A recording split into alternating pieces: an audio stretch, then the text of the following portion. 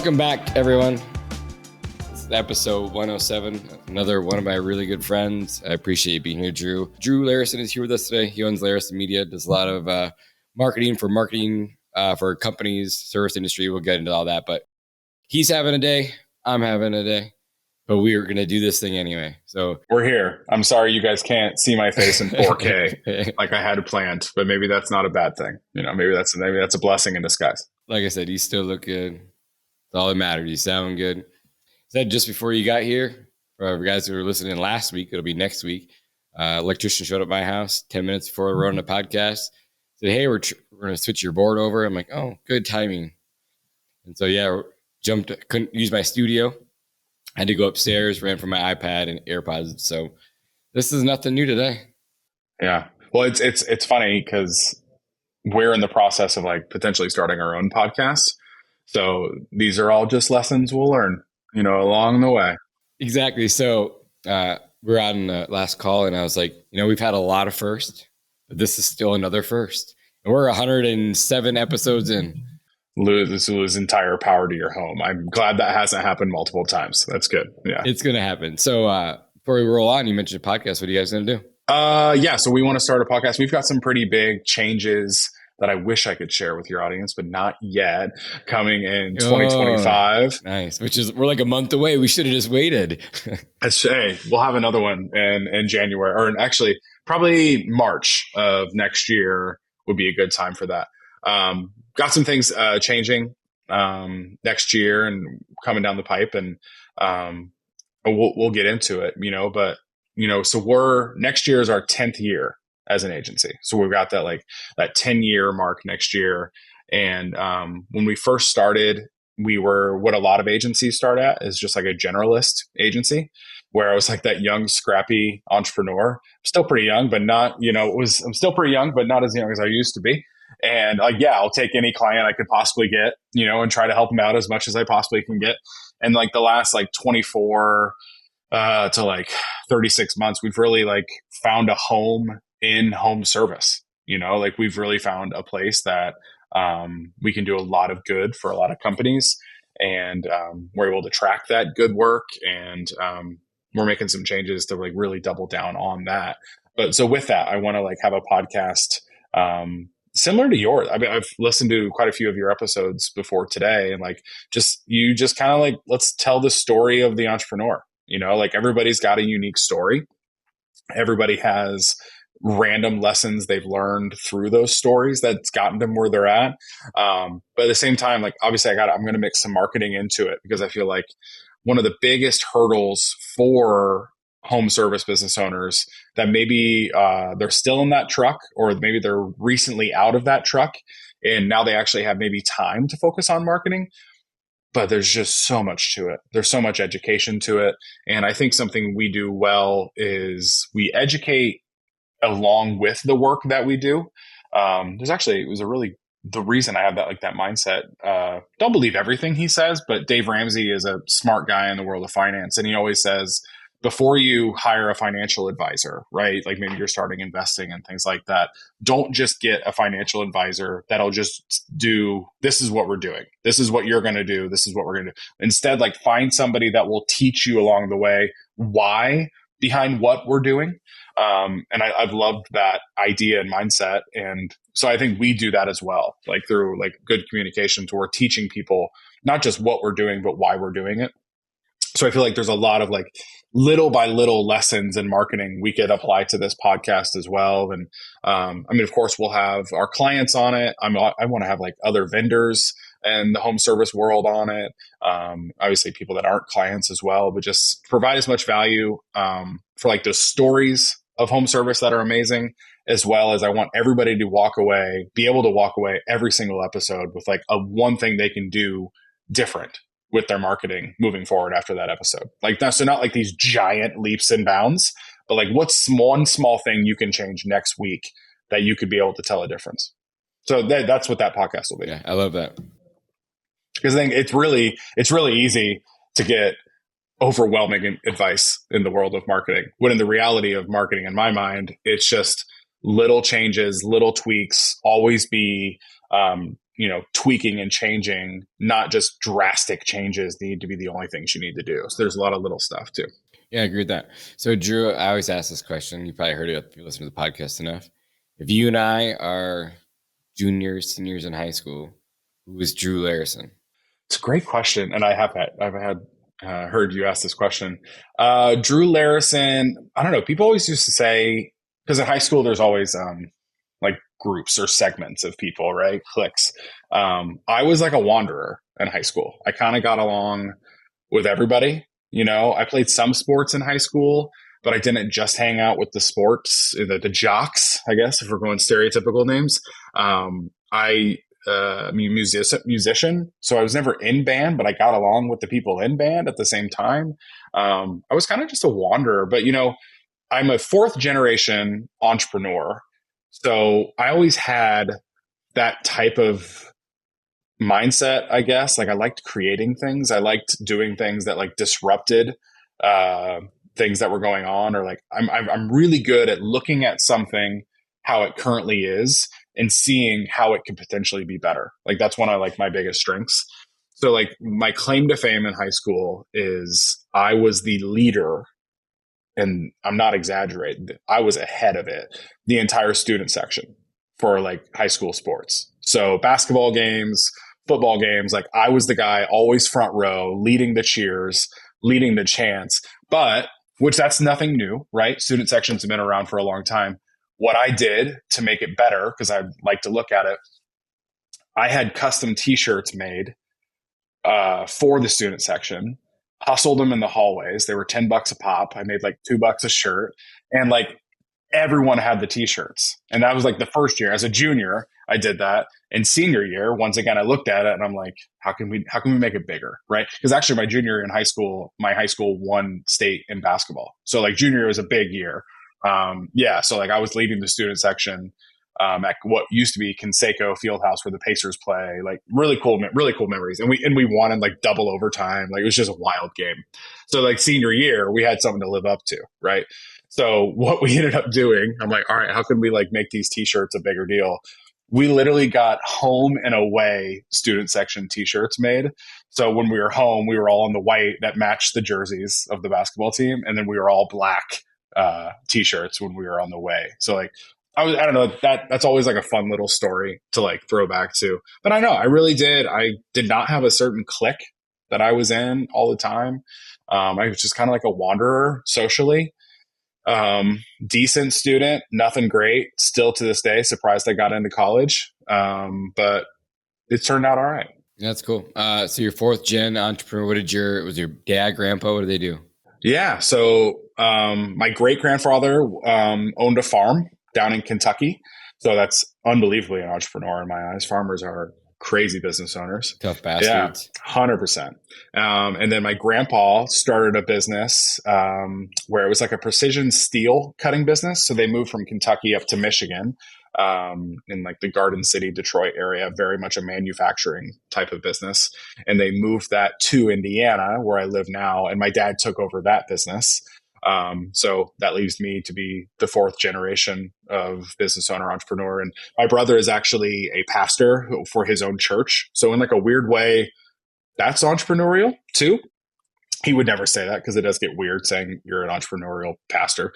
But he is leading an organization, right? Yeah. And like, I don't know, it's definitely, I think there's some DNA to it, but there's also the dinner table I grew up at, growing up, like iconically, I remember the first question my mom ever asked my dad was like, what'd your dad have to say at work today? Like, that's how every dinner in my childhood started, and then there would be this 10 to 15 minute rant about the drama at the shop, or like the fires he had to put out, or like the little arguments, that like him and grandpa had that day about the business and things like that. So like, it's just kind of like what I grew up in, and I'm not saying there was never another option, but there kind of wasn't. And not like pressure from my family, but like, that's just what it was. That's all I saw. That's all I experienced. So that's what I was going to do.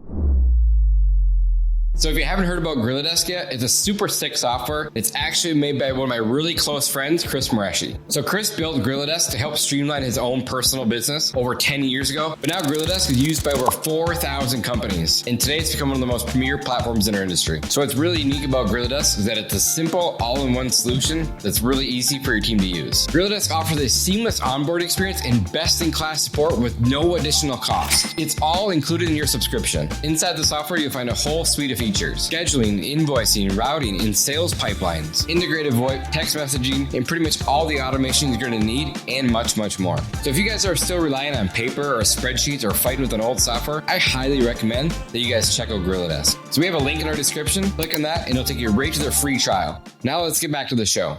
And I did I mowed yards, like in my neighborhood growing up too, knocked on old ladies' doors, put on my charm so they'd pay me $15 to mow their yard when I was in high school and all that kind of stuff too. So, I mean, yeah, it's always been a very initiative driven thing and it's a lot of people, they start that entrepreneurial mindset of I don't want somebody else to be my boss. It wasn't even that. It was just the stuff I want to do. A lot of times in life, the things that I've wanted to do, no one else was doing. So I was the only option, to get them done and to do the things I wanted to do. So that's really what led to it. I've had some really great bosses in the past that have taught me so much before I did go and leap and do the jump on my own. But yeah, I grew up in that home, and now I feel bad for my kids because the odds are they're going to fall down this path too. And they're going to be that fifth generation, so it's already interesting. My daughter's already asking questions well, what type of business should I run? And then of course, the dad answer, because my dad, whenever I asked that question growing up, he would say, "Hey dad, am I going to run this manufacturing business too? Is that what I should be prepared for?" He's like, "No." 100%. His answer was no. He said, "No, you'll do something better." That was consistently my dad's answer through my brother and I's entire childhood. He's like, "No, you'll find something better. You'll do something better." Turns out later on in life, I realized that answer was my dad and my grandpa did not have a great relationship. Just the stress of family business is awful at times. And he was protecting our relationship by kind of being "No, you do something better." And I think if I would have pushed it, maybe that's where I would have ended up. But I didn't, and I kind of found my own path from there. But yeah, my kids are asking those questions now, and I'm keeping that tradition going, saying you'll do something better. No, you'll find something else out. Does your dad still live in Michigan? No. So my dad actually passed away close to 10 years ago, but they lived down in Indiana. So when grandpa moved the shop down here, dad moved with him. And yeah, so I've Indiana my entire life. Was that shop sold then? Yep. Yeah. We actually ended up selling it to one of their oldest employees. So the best of the situation it could have been, and it's still open today. Yeah, doing well. Awesome. And then what's the transition from high school, then to college, and then to your first career? Sure. Yeah. So from high school, like I said, wasn't that great student. Still to this day, shocked a college accepted me. But it was the school my brother was going to. So I think they showed a lot of empathy to the younger brother. Yeah, we'll let him in too. So I went there for a year, and this weird thing happens with college where if you don't go to class or do homework, they don't let you come back the next year.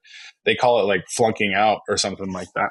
So that happened. And so I had to move back home to Kokomo and took a few classes. So there's an Indiana University Kokomo, a sister campus of IU, and took a few classes there. Quickly found an internship at a car dealership where I started their Facebook and Instagram accounts years ago, way back in the day, and started their YouTube account for them. They had really no social media presence, and how I even had the idea to do that. I had a really good mentor who I was a lost puppy, right?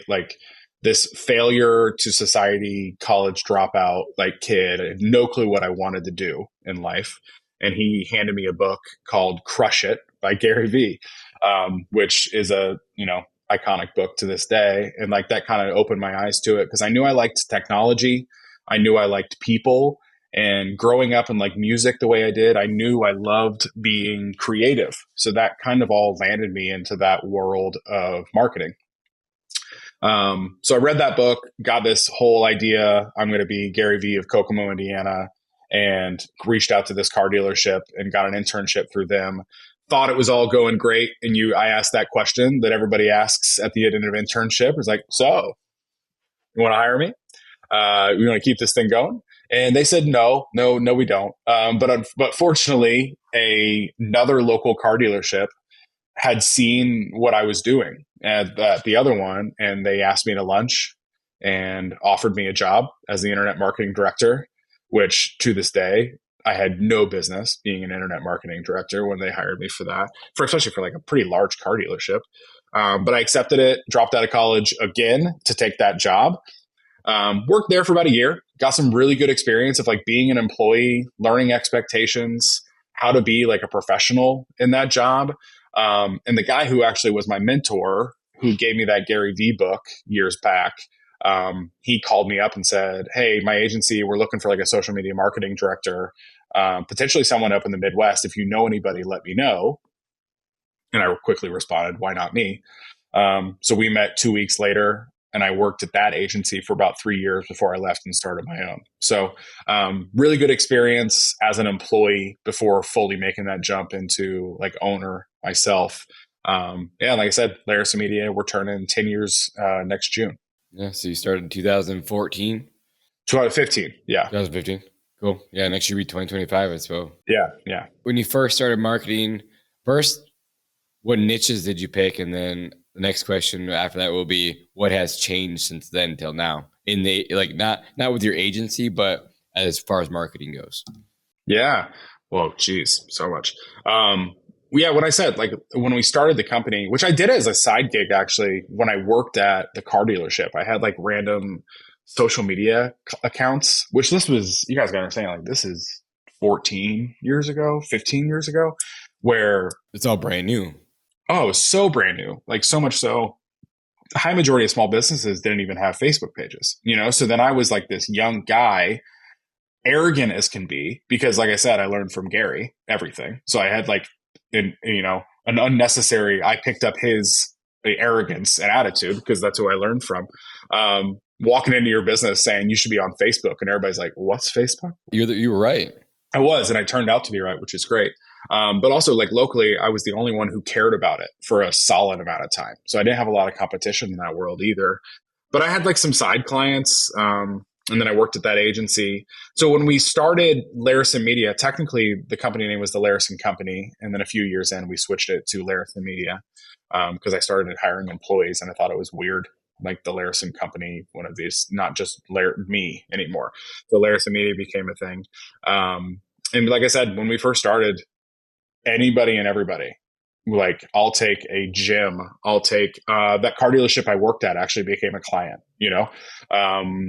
like car dealerships, sandwich shops, banks, like anybody I could take, I kind of like just said yes to. And we did that for a while. And honestly, at that point in my career, being a business owner, trying to figure out everything that it takes to figure out when you're starting a business, I honestly got pretty small-minded. Like, I wasn't growth-minded in any way. I was survival-minded. And then, like I said, around 3 years ago, I got invited to a group from a friend of mine who's also a local entrepreneur in Kokomo. He owns a cleaning company. I got invited to like a mastermind that he goes to in Nashville. And you're allowed to name drop. All right. Yeah. His name's Dominique Williams. And, and the mastermind it's called the Huge Mastermind. And that kind of changed my life. I'll be honest. It opened up my eyes to where, like, oh my gosh, we don't have to be just a Kokomo, Indiana marketing agency. And 3 years later, we've got clients in over 20 states, so like things have like really picked up since that, and just meeting connections down in Nashville, seeing how big the world is. And that kind of changed it forever. And then with that, because it was a home service mastermind, we just, like I said, we found a home in there, that space. Like I have a deep love for home service business owners. I know through just personal connections like I have with Dom, like the stories I hear, and I've met so many great people, that the work home service businesses do is amazing to me. and like not just because they mow lawns or they clean houses or I don't know, they work with pests, right? Like all the little sub niches of home service. You guys, home service industries, they're time creators, because like time is one of those assets in life you can never add, or you normally can't create time. You can't add time. But what home service industry companies are able to do is give back time and create time to their customer. And I love that in a way, because I feel like that's kind of what marketing agencies do for business owners too, right? We're like often compared to like hiring a bookkeeper or hiring an accountant. We give back time in business owners' days so they can do more of what they love by letting us do what we love. And then all at the same time, we're helping them grow that business, which really obviously equals more revenue, more profit, more freedom.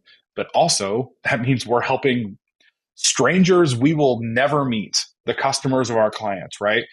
I know when I go to bed at night, like the work we did, we helped some family get more time to be able to sit down with their kid and do math homework tonight. So like the deep ripple effect with home service businesses is a really cool and powerful thing to me. Like working with car dealerships is a little different. We're helping you sell more cars, and like, yeah, that family that buys the car is going to have a car to drive around in, but like that ripple effect isn't as much.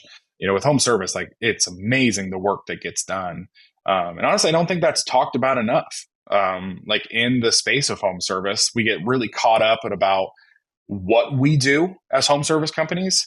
We don't talk enough about like why we do it and like the real impact for our customers that comes off of it, which I think it's extremely powerful. And when you're able to really see that and figure that out, and then also build that into your marketing messaging, amazing things come from that. Like a lawn and landscape company, high majority of those types of companies, they all do the same thing.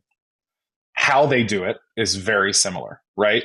But if you're able to find in your green industry company a deeper why you do what you do, and then you build that into everything that you do, changes everything. So like it's really rewarding for us to help and serve home service businesses, because we know the ripple effects of the results we get for people are so far beyond what we'll ever see, but we know is happening. So it's a cool thing. So we've really found a home in that space, and that's really all we really work with anymore is like home service businesses. When you went to the huge convention, what was that like aha moment you had?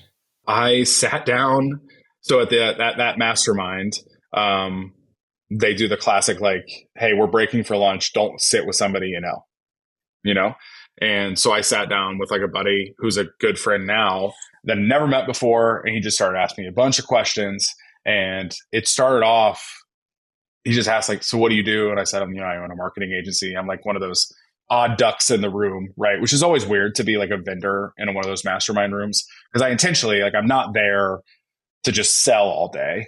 But like, of course you get that vibe. So I was just really trying to make them know like, hey, this is what I do, but I'm not going to sit down and try to sell you over lunch. That's not what I'm here for. But he just kept starting to ask questions. And then immediately he went into, I have had 15 marketing agencies that I've worked with, and all of them were awful.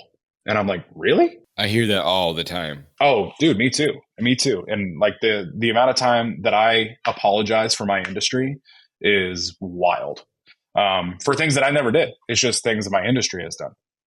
But he just went down this list, and he's like, the biggest thing that's really frustrating about my experience with marketing agencies was I feel like they just end up never doing what they said they were going to do.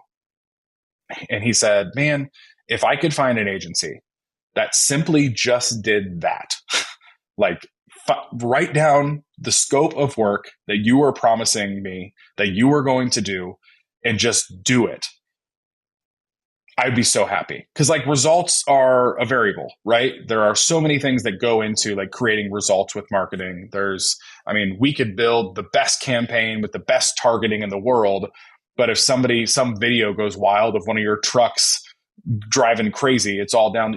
Like results is a giant variable. There's so many things that go into like marketing results.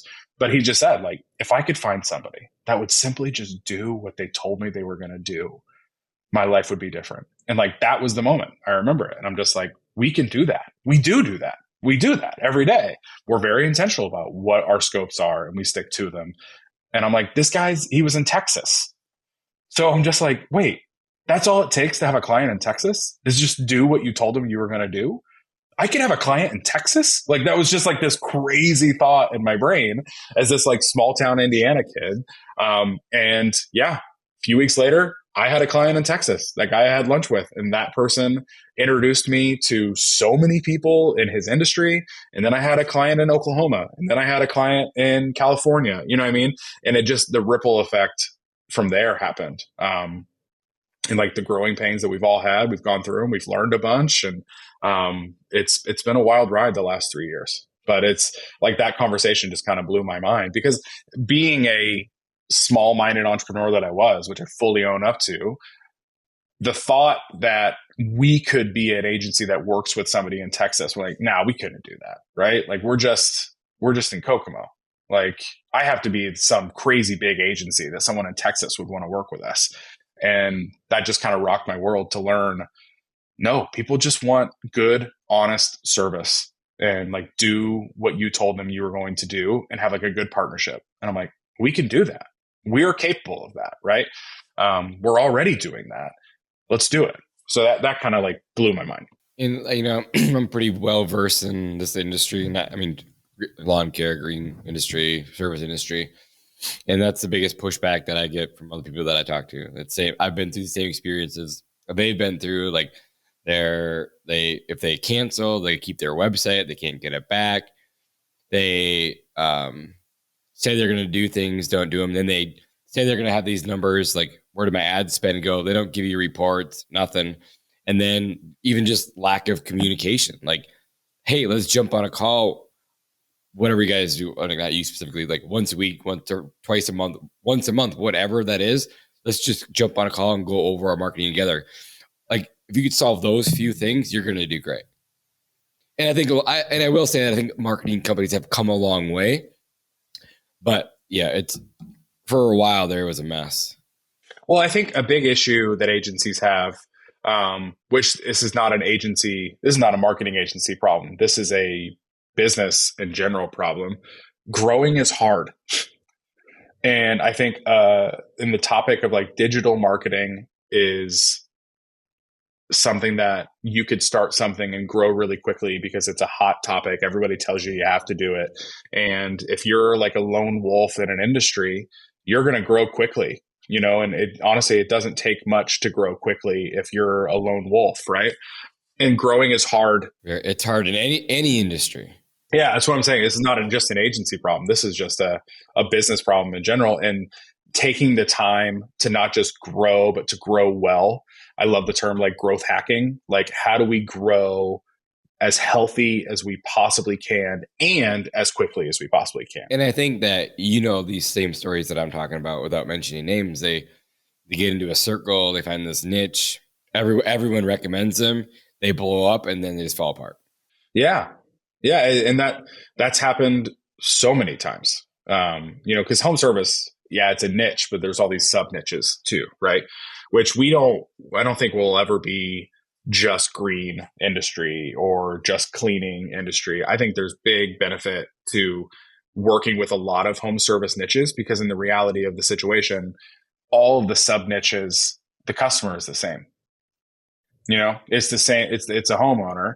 So I think we're able to learn things for our lawn and landscape clients that we learned in a cleaning client, and like vice versa. We're going to learn things like that. But you're right. Like growth is hard. Growth is difficult. I've probably got more gray hair over the last 3 years than I don't even have any hair. Yeah. Yeah, I know. Growth is hard, and I have empathy for that. I think it's easy for me 3 years ago to be like, oh man, our company would never have those issues. And then we go through growth and I'm like, oh, I get it now. But at the same time, I think I've done a good job of we've had steady growth, but not irresponsible growth at the same time. And I'm a good listener to situations to where you're talking about I constantly ask questions. What are your big headaches with the marketing agency worlds? And like, how do we do the best we can to obviously protect our company and to protect my staff and not have those headaches? So the great example of, you made the example of like, you have to use a website that agency created, and when you leave, your website's gone. We don't have that policy. Like, you do not have to have a Larison Media website to work with us. I don't mean to cut you up, but who the fuck came up with that idea and thought it was a good idea? Okay, I'll play this role. I don't know who did. I can't give the exact person in. I'm not saying anyone specific. I mean, I heard it a million times though.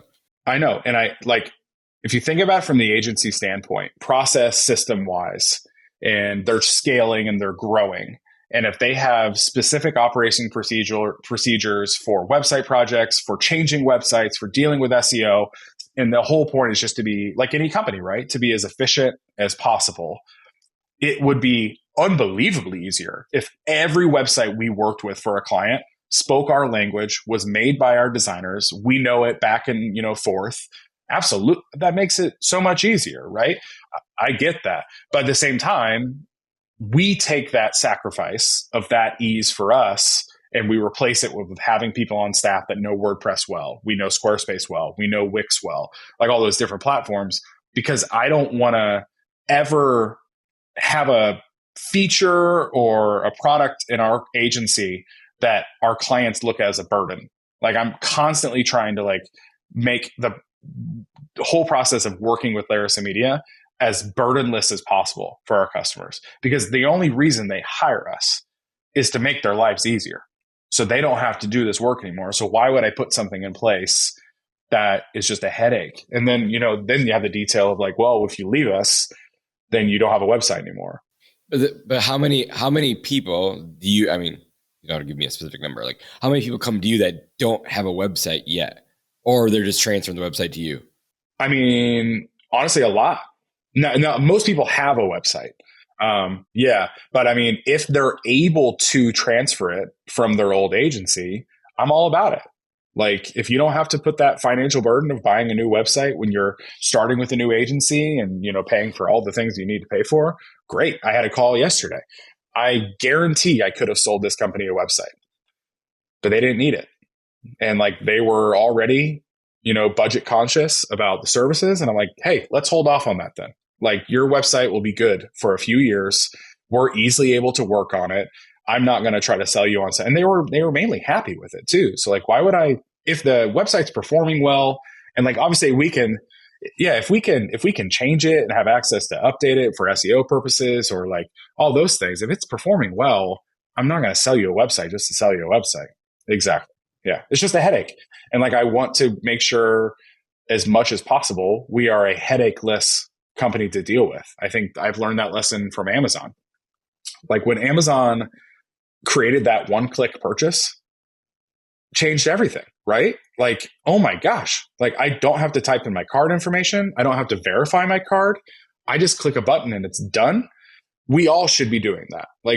Every business, maybe not one click, because that's, there's variables to things, but what's our one click in our companies, right? How do we make it as easy as possible for someone to have an experience with our companies and to spend money with us?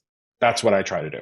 For sure. And I took us down a rabbit hole there, so I apologize, but it's just the frustrations that we all have, Yeah. And like I said, I think I'm a good listener of situations to where I've heard those headaches. I've heard those horror stories from different agencies. And I'm just like, let's not be that, which is not a crazy idea, right? Let's try to be an agency that people don't hate, and then honestly, it's gotten me in trouble a few times within my industry. I had this silly series a few months back where it was number 14 of things your agency should never tell you. And, I got comments from agency owners that I'm in peer groups with that are like, well, we do that. I'm like, well, I don't think you should, because why are you making working with you a headache to your clients? So I'm not saying we're pushovers. or anything like that. But at the same time, like we really do have an attitude of we want it to be as easy as possible to work with us. And I mean, I am also a small business owner, right? I know the headaches that take place and go on. And I know one of the main reasons people hire us or hire any agency is to eliminate those headaches, or, you know, the 20 hats that we wear every day as an entrepreneur, to give a few of those hats away.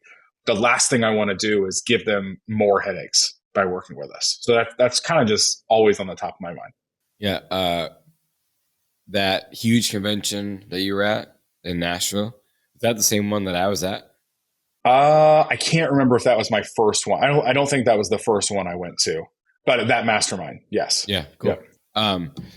And then you mentioned like different markets. What have you noticed that works similar in markets? And then what have you noticed that doesn't work the same in different markets? Yeah, great question.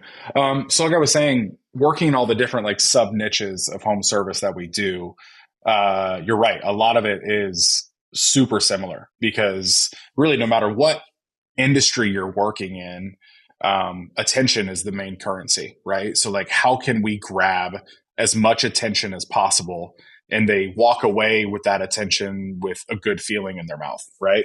That type of thing. So I mean, when it comes to attention, I mean, video is just massive right now. And like, that's something I've been pushing for 5 years so much. Like we kind of fall into that at Larison Media, like that cobbler with no shoes. We're the marketing company with no marketing at times, because we're like really busy creating marketing for clients that we kind of forget about our own. But I mean, video is huge. We have developed in the last 4 years, we now have like a 5 full-time member art team inside the agency. So like photographers, videographers, video editors. Actually, one of our main full-time video editors is an American guy who worked for us while he lived in America. He is now living in South Korea, which is conveniently the exact opposite time zone of where we are. And he turns us into a 24-hour video factory, because like, as long as we've got stuff uploaded to him, by the time we go to bed, it's edited to wake up to. But we took like a big focus, because when we first started the agency, like I said, really all we were focused on is like social media. So we created like a bunch of organic content, community management, things like that. And as time went on, we really noticed our average customer, they can figure out Canva. Like the education and skill of that, entrepreneur to post social media graphics was a lot more accessible than it was when we first started. So then we had that next conversation. We're like, all right, what's next? What is that next problem that our agency can help solve for small business owners? And video was a giant part of that. Design was a big part of that. SEO and paid ads and like all of that was a big part of that. That meeting is where we kicked off. Like, we really need to invest heavily internally in the art side of things. So we have like multiple clients that we travel to all over the country twice a year. And while we're there, we create 6 months worth of content, and we use that content for that 6 months, and we schedule another trip and we come back again. So, I mean, which is great for them. And it's great for us too, because we get to meet them face to face, and sometimes that doesn't happen. But also, like, they never use stock photos anymore or like stock videos anymore. It's all their own stuff, which is great. So, I mean, the art of marketing has just crazy changed over the last few years. And I think it really started in 2020 when we were all stuck at home, quarantined, and this like new app called TikTok popped up, and that's where we spent all of our time. I feel like 90% of my time in 2020 went from like crying, terrified about the business, to watching Tiger King on Netflix, to watching TikTok. Like, that was like 90% of my life during 2020. Yeah, because you think in 2020, like, most companies, like, they're scared. They don't know what to do. They don't want to spend money. So the first people they're going to cut is their marketing company. 100%. And we saw that we actually only lost 2 clients during that first 6 months of COVID. We did see clients pause.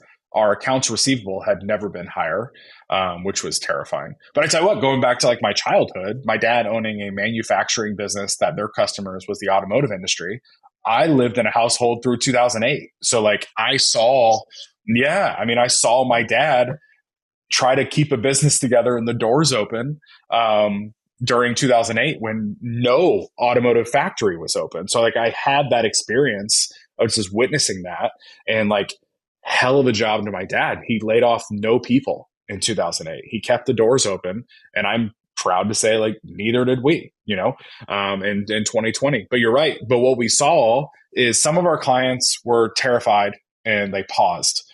Other clients, we became more important to them in 2020 because the internet really ended up being the only way of communication that they actually could communicate with their customers on what's going on. So in a weird way, we became more important to some of our clients too. So yeah, 2020 was wild. But going back to like, that's when we started, like, then that's when TikTok became a thing. And like, once again, the expectations of what I call like informational consumers, which is just internet users, that completely changed to vertical video instead of horizontal video. And we just kind of evolved to that time. And it all goes back to that, answering that question, what problem do we need to help solve next? And like, what can we provide to our clients to help solve the problem so they can continue increasing their impact that they're having? So art was a big part of that. Cool. I'm going to switch gears a little bit. If you were to, let's just say, maybe you're just in a truck, maybe you're just getting out of a truck, you have a little more time to focus as a owner on marketing. You're the owner, by the way. And you had, let's just say, a limited budget. Let's just go, $3,000, just make it easy. Where would you invest most of your, or let's say all of your $3,000 to get the best ROI? Okay. If you're at that point, I don't think it's ever too early to start focusing on SEO, because SEO, search engine optimization, doing everything you possibly can on your organic website to pop up as high as possible on organic searches. You know how many times I heard, like, and you've probably heard the same thing in the last 5 years, that SEO is dead. How many times have you heard that? Maybe even longer than that. It's not dead. It's alive and well. If anything, I think consumers just keep getting smarter and smarter to where we're clicking on less ads and we're looking for those organic results, which we might get into that, which makes it harder for ads because you have to be more creative than just science-based with ads. But I don't think it's ever too early to start really investing in SEO, because that is something that will pay off so much in the long run for like a local service business, or honestly, like any sort of local small business. And I would invest in as well. Social content is always tricky because with organic reach, and is it worth your time and things like that? You don't see that quick ROI on. It's a long-term game, right? It's kind of like you just said though with SEO. You're not going to see the instant results tomorrow, like you would like an ad, right? Yeah, I think you could with an ad. But at the same time, with an ad you can, but with SEO you don't really see it. Video you don't really see it, but it's more of a long-term play. 100%. And I think the biggest role to me for organic social content in the year 2024, soon to be 2025, yes, you should absolutely be focused on video. And no, you don't need a $4,000 video or camera to start posting content online. Yeah, I've said this a million times, Drew. Like, I have the $4,000 camera, but I do other things with it. Our most viewed content is standing in front of an iPhone. Every single one of them. There's this hurdle that people just need to get over mentally, as well as like, honestly, being on video is terrifying to a lot of people. It's a legit phobia. And I've got a really good tip to get over that phobia. But I would start documenting as much as possible of just your day to day, post that organic. But like in the year 2024, soon to be 2025, the biggest role I think organic content plays is while you have those paid ads going out on like Facebook and Instagram. And just, this is one of those positions as a marketer, which is sometimes the hardest thing. Take your marketing brain off and put in a consumer brain. And like, let's say a landscape company, you see an ad for the first time. You have no clue who this company is. You have no clue what they're offering or anything like that. You've never seen their logo. You've never seen their brand, anything like that. You have zero recollection of them. We can't have the expectation that just because we put an ad in front of them, they're going to fill out a lead form right there. And I think a lot of people do have that expectation. But in reality, what they're going to do, because this is what I do, this is what you do, this is what people do. If I see an ad from a company that hopefully maybe it's something I might be interested in, I'm going to click over to their page. I'm going to dive deep into their content for a bit. And if they haven't posted in a month, or maybe I see they post every 3 weeks and it's some graphic that says, happy birthday to Kelly in the office, or something like that, I have such less of an interest compared to if I'm going to go to that page and it got content that's high quality, that's funny, that's educating, that's entertaining, that's adding value. They're learning more about you, because then probably they're going to click over to your website from there too. Like, we just have to kick this expectation that just because we're putting an ad in front of people that have never seen our brand before, that's all it takes. That is the role to me of organic content in the year 2024 or 2025. It is an assistant to the brand recognition that you're going to get by getting in front of people through ads. I honestly could care less about organic reach, because that is going to be what it's going to be. And that's one of those things we don't have control over it, right? I mean, there are certain strategies, and video can get more reach than just a graphic and all those kind of things. But like, that's going to be whatever Zuckerberg wants it to be, right? That's out of our control. But what's in our control is always representing our companies well. So when they do click over, which they're going to do, they're going to click back to that profile. That's what happens. We have to make sure we're representing ourselves well when they come. We want to look good. We want to sound good. We want to smell good. Where they come over to that page, they feel confident in who they're talking to.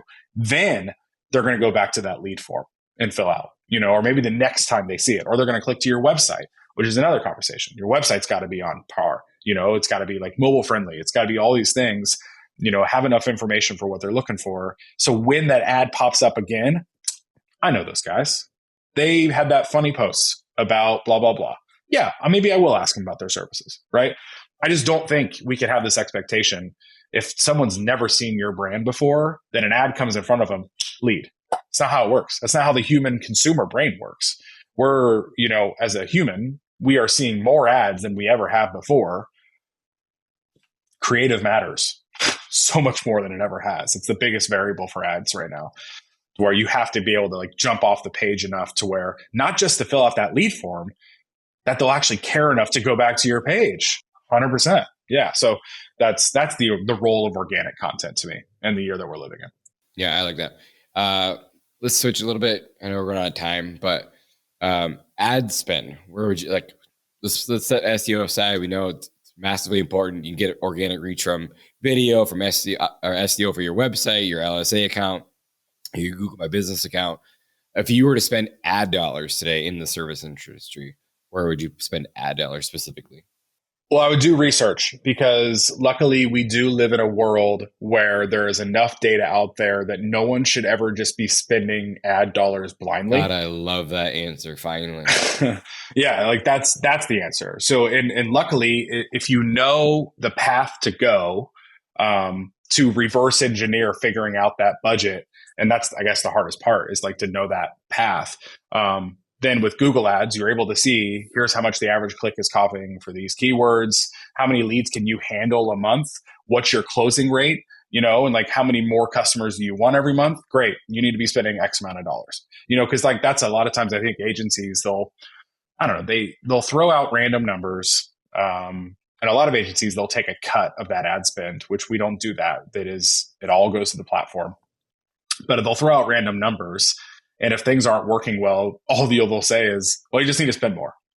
I'm like, well, that's not true. That can be the answer. Maybe we aren't popping up on enough of those search results on Google, but we're getting good clicks. But maybe if we just had a few extra bucks, we're popping up more. That would get us over that hump that we're looking for. But in no way is that always the answer. I think we don't have enough time today. Maybe that's a podcast. Actually, that is the podcast we'll do in March. Podcast? We have yeah. Well, we have this we call it a 5-door methodology that we go through. And we truly believe a customer has to walk through 5 doors before they're spending money with you when it comes to online and ads. And we'll go through that in March. But we're able to look at all that data and see which door they stuck at, right? And then we make tweaks to make sure they're going through all the 5 doors. But it depends on market. It depends on your capacity of a business. We don't have any and this is another thing, another headache I've heard about other agencies, that they have required ad spend minimums, like across the board. And like I said, depending on market, depending on product, service, current customer base, there is not a one specific dollar amount that's good for everybody. So like whenever we create a proposal, we get our ads teams involved. Here's their market. Here's how many leads they could take a month. Let's do some research and give them our what we call suggested paid ad minimum spend. However, if that customer or client of ours wants to spend less, I am not in the business of forcing people to spend a certain amount of dollars, right? So like that is your paid ad spend. You can spend whatever you would like. However, if things aren't working well, I will come back to you and say, well, this is the research we did for the minimum suggested that we really suggest that you do. But we don't you can't work with us if you're not spending this much. Because what I think too many people, when it comes to that paid ad spend, it's more of an emotional decision rather than like an analytical and data-driven decision. There should be zero emotion involved in coming up with what your paid ad spend should be. There's too much data, there's too much information to make like a scientific, well-educated decision on what you should be spending ad dollars to just be like, I feel like spending $5,000 this month. No, it's not how it works. There's too many tools involved, too many people just not using those tools and just throwing out random dollar amounts. For sure.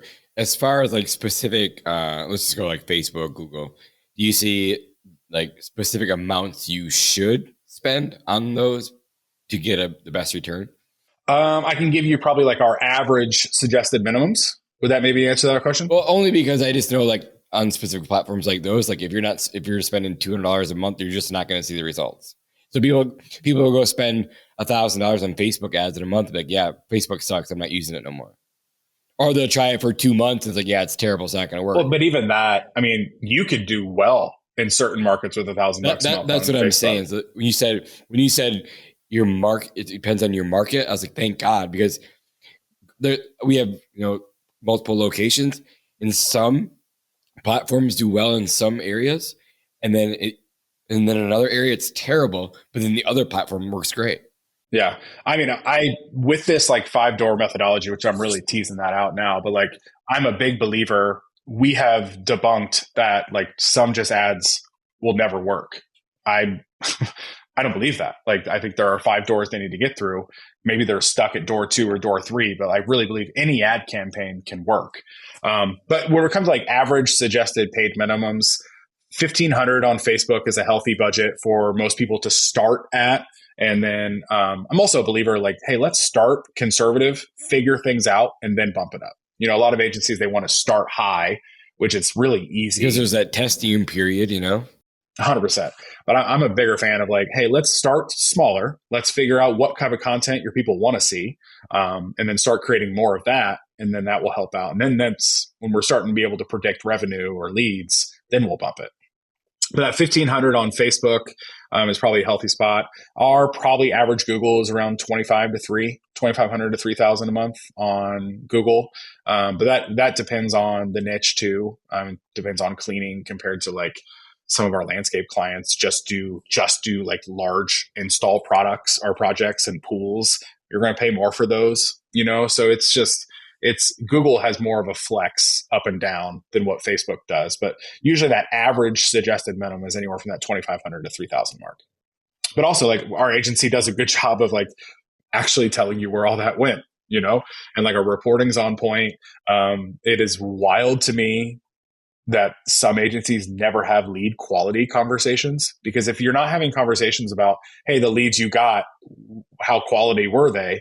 How the heck are you making future decisions on ads, right? Like that is one of the biggest giant data points of, how you make future decisions about ads is like, wait, are these actually the people you want them to be?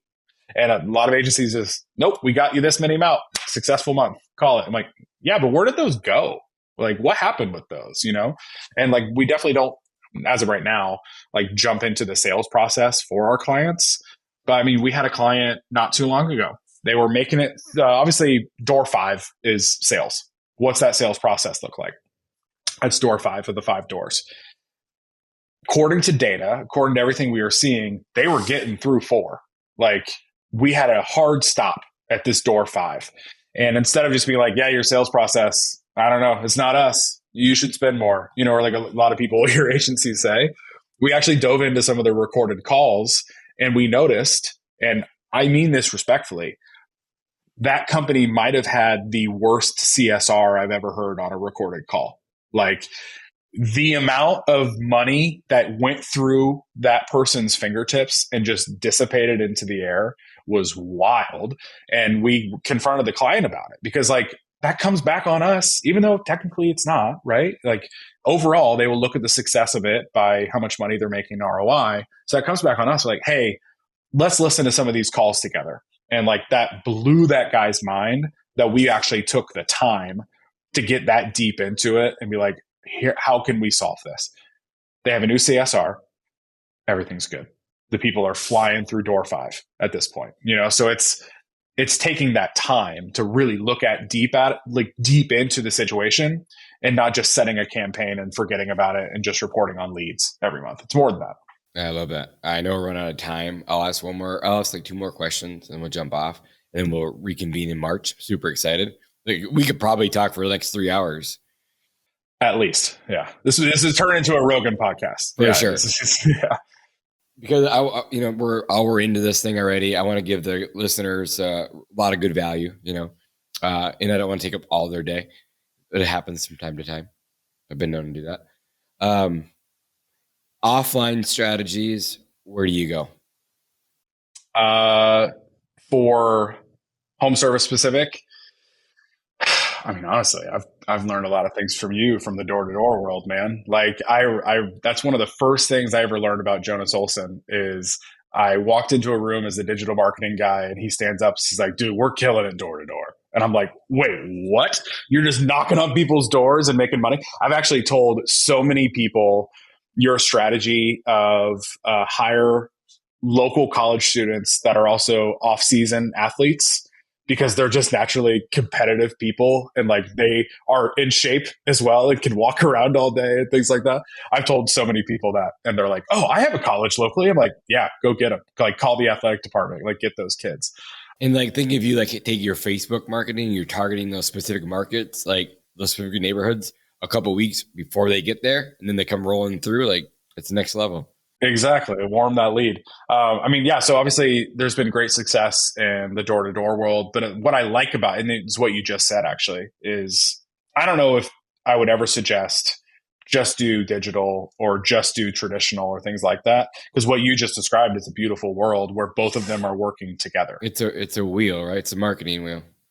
100%. Yeah. I mean, I don't know. I'm a big fan. I love, because I think going back to when we were talking about paid ads, and someone's never heard of your company and like you're getting this ad in front of them, it just makes it harder.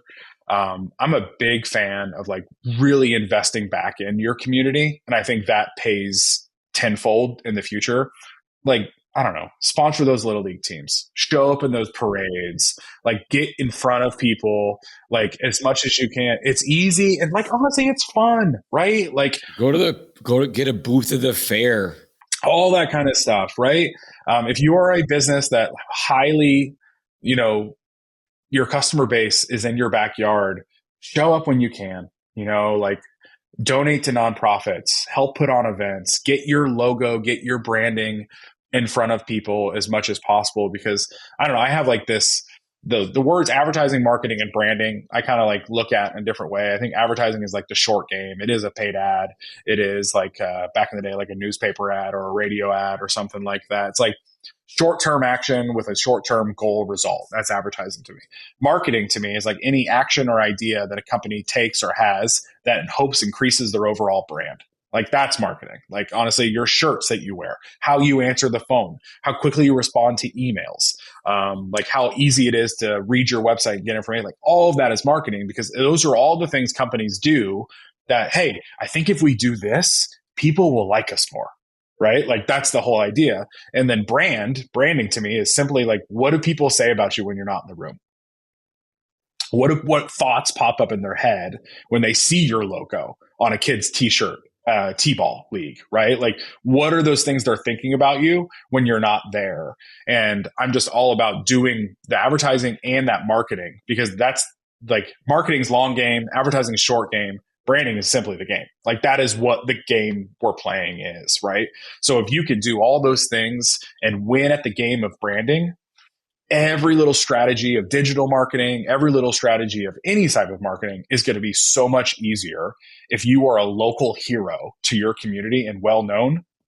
Everything else gets so much easier. So like, do that little stuff.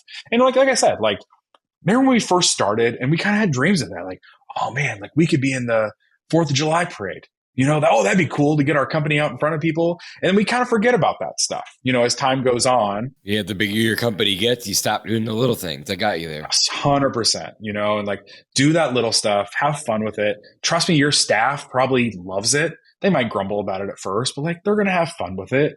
All that, like, do that little stuff, do that long game marketing, show up, be consistent in your community. And I promise it will make everything else more successful. That was a great answer. Last question. You already mentioned one. Any other books you'd recommend on marketing other than Crush It? Oh, on marketing specific? I don't know. There's a lot of them. I will say this, like, we talked about like my mindset journey that I was on, how it used to be like a very small growth mindset entrepreneur. And at the same time around, I met that group in Nashville. I read the book 10X is Easier Than 2X. That's such a good book. That blew my mind. God, I love that book. That just changed. It's very stereotypical to say this when you read a book, but like, literally changed my life. Yeah, in 107 episodes, no one's mentioned that book. And it's such a great book. I love it. It's such a good book. And I recommend it all the time. Because it's so true. And it really like it was part of that eye-opening experience where like, I don't just have to be a marketing agency in Kokomo, Indiana. There are like, that doesn't have to be the beginning and end of our story. Like, there can be something else and like, it's attainable. I've just got to do it. Got to do the work. And like, you can't do the work without recognizing that the work is doable. And that book really like helped me recognize that work is possible and it's doable. And it's changed my life. Like, my wife read it, honestly, right before this meeting. Another great book was Buying Back Your Time recently. Dan Martell's book, Buy Back Your Time. Right before I jumped on this podcast, my wife and I were interviewing a house manager because we read that book. So like, we're like following the ways of that book and like trying to get that. Were you ever part of Dan Martell's program? I have never been. Okay. No, never met him. Met him. Yeah. Just saw the book, passing around. I listened to the audiobook so quickly. I was hooked on that.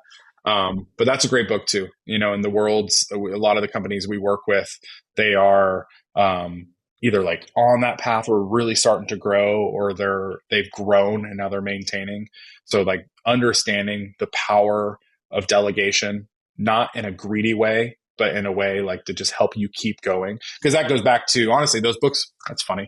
Those books are actually really connected in the value they brought to me, because the big line that I might as well get tattooed on my arm from 10X is Easier Than 2X is, what got you to where you are is not what's going to get you to where you're going. And like, Buying Back Your Time is a great example of that too.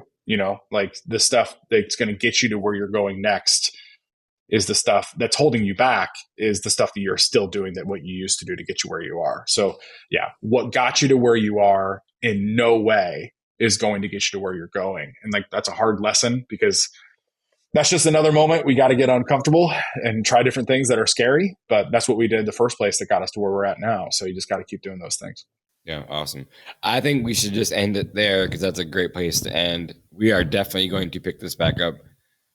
I had a lot of fun. They went by so fast. I wish that we had a little more time to do more, but we're going to come back, reconvene, and then we're going to hear all about the new strategies that you're going to be offering in 2025. Excited for that. I've loved watching your journey, Drew. It's been fun to watch from afar. I know we don't get to talk every day, but we watch each other closely. So it's been really fun. Keep doing what you're doing. Proud of you. And thanks for being here today. Absolutely. Thanks for having me. Appreciate it. Talk to you soon. Hey guys, thanks for listening to another episode of Pest Control Millionaire. We don't charge any money for the show, obviously, but the podcast isn't free. You can pay for the podcast by sharing it with your friends and your family, so please like and subscribe and give us a 5-star review on your favorite podcast app. These things make a huge difference for us. If you have any specific questions you want answered about the business or your life by me or my guests, send an email to info@pestcontrolmillionaire.com. And if you want to get in touch with me about any personal business coaching, check out our website at www.pestcontrolmillionaire.com. Thanks again for listening, and I'll see you guys again on the next one.